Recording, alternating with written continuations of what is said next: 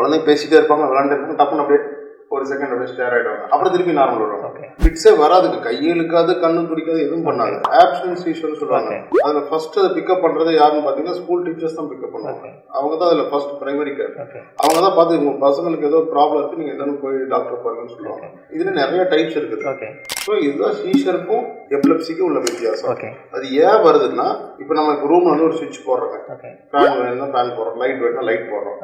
இது வந்து கண்ட்ரோல்டாக இருக்குதுங்க.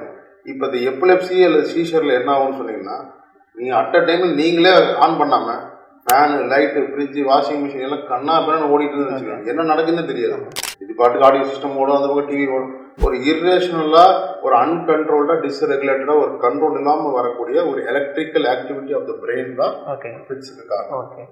குழந்தைகள் வர்றதுக்கான காரணங்கள் என்ன சார்?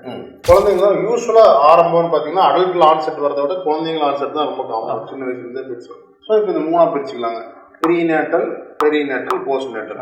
உங்களால் நான், உங்களுக்காகவே நான், எனக்கு எல்லாமே நீங்கள் தான்.